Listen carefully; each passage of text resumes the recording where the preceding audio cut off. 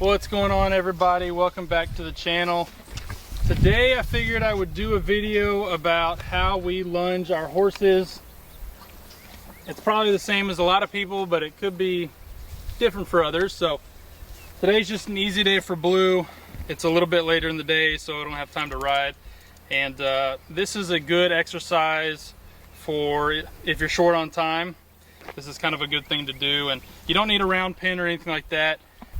I would prefer a round pin if we had one, but since we don't have one, this is kind of the next best thing. We've got our lunge line. I just take Blue's halter and wrap it around a little bit to get it out of his way. And that way I can use this halter and the pressure points on this halter to make sure that he's, responding to me. So we're gonna take it nice and easy and talk you through a little bit about how we do it. Hopefully it is informative for you. We're just going to start him off real slow at a walk, and all I'm going to do is make sure that he's focusing on me, and we're just going to kind of get his mind ready to do a little bit of work. I think you always have to start with the mind, make sure that he's mentally checked into you, and then you can go from there.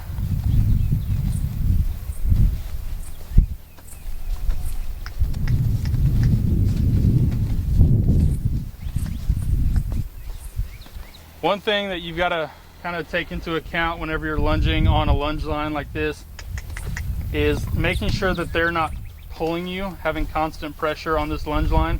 It's no fun if all you're having to do is hold tension the entire time because they're just running out on the end of this lunge line. Want to have a little bit of sway in the lunge line and making sure that they're not pulling you all the time. And if he goes out a little bit like that, I just want to make a little correction to make him try to stay in this circle as best as we can. But as soon as I pull and he makes that correction, I want to release. See, just like that.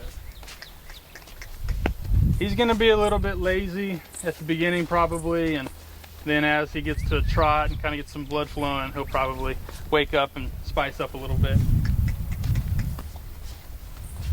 And if he's walking at the pace that you want him to walk at, then you leave him alone, right? You don't need to cluck at him. You don't need to do anything. You just let him, he's walking at the pace I want him to walk at, so I'm gonna leave him alone. Now, if he starts to slow down, or if I want him to speed up, I'm gonna go ahead and ask with a little bit of a cluck, and if he doesn't do anything, I'll probably shake this homemade flag deal at him.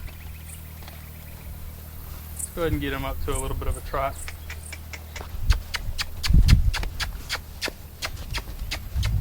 Almost.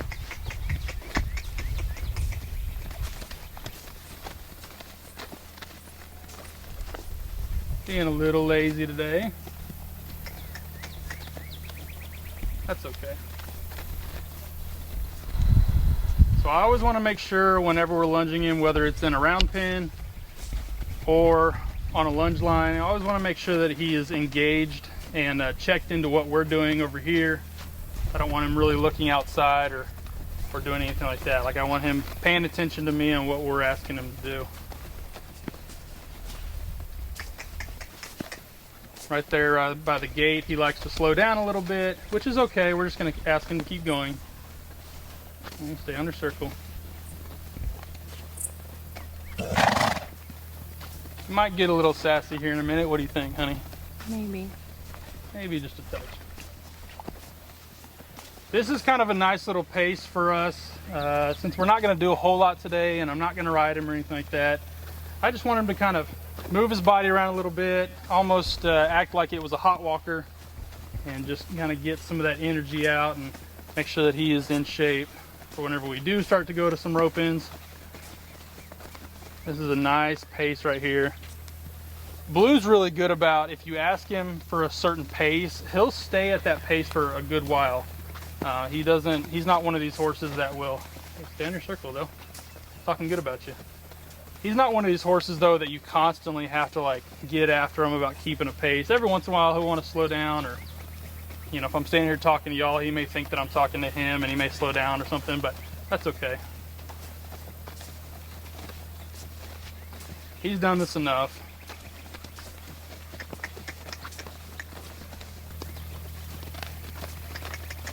My personal preference would be to do this on a round pin. I just like it a little bit better. It's a little bit easier on me, but since we don't have one, you kind of make do when you can.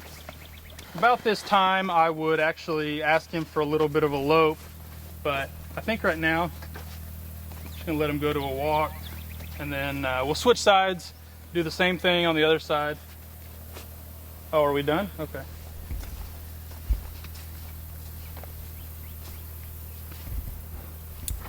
Oh. All I'm going to do is move to the other side, and what I do is I don't just clip it on this top one because it has a tendency to slide backwards a little bit. So I like to take this and put it on both the top and the bottom one. Most halters have this, and that way it only can slide so much. The other nice thing is because you have these knots right here, this is a little bit loose on him, but you have these knots and that'll add some pressure to get these horses to move a little bit. This is not like a, you know, halter breaking, rope halter or anything like that. It's not really anything that you would really use for correction, but it's a nice little halter. We like it. All right, so now we're gonna go the other way. We're just gonna ask him to go off. There. And essentially what we're gonna do is the same thing.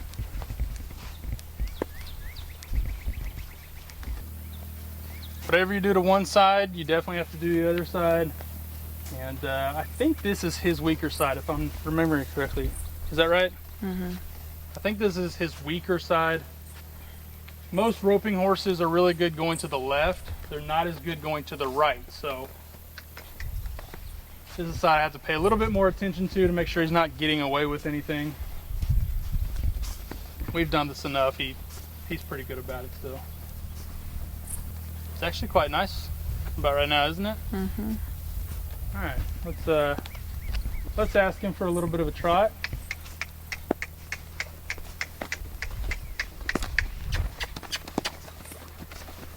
A little sassy. One thing to note, you know, right there you can see that I was clucking to him a little bit, and I was, you know, this is not really so much of a flag, but I was kind of trying to help him out a little bit and he wasn't quite getting there. So all you need to do in that instance is up the intensity, right? I clucked a little bit louder, I clucked with a little bit more frequency, and then I started waving this with a little bit more frequency and vigor, if you wanted to say that. That's kind of his indication, like, hey, I'm not messing around. You need to actually do this. Not a suggestion.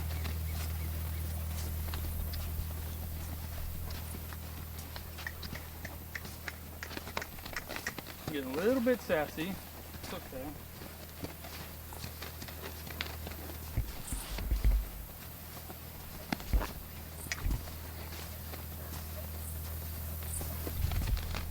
One thing that I'm also being conscious of is where am I in proportion to him? I'm always behind this shoulder, right? That's your drive line. And if you start getting ahead of that, especially in a round pen where you're not connected to him, you're gonna push those horses backwards. They're not gonna wanna go forward. So if you think about that shoulder as his drive line and you stay behind that drive line, they'll want to go forward. So I'm constantly thinking, where's my body? Where is it in relation to that drive line? And am I, with my body and my body language, telling him to go forward rather than backwards? And let's see if I can show you real quick. If I step up to him like this, he stops. Now it's a little bit more, you can see that a little bit more in a normal round pen where you're not connected with them, but that's a pretty good indication. So I think we're gonna call that for the day. What do you think, honey? Looks good. Not too sweaty, but he got a little bit of a workout, and we're gonna hose him off and let him go finish the rest of his dinner. Good boy. Hope that helps a little bit. Hope that is a little bit of a learning tool for everybody. Hope you guys are liking our channel. If you are, make sure that you go like, comment, and subscribe. We'll see you next time.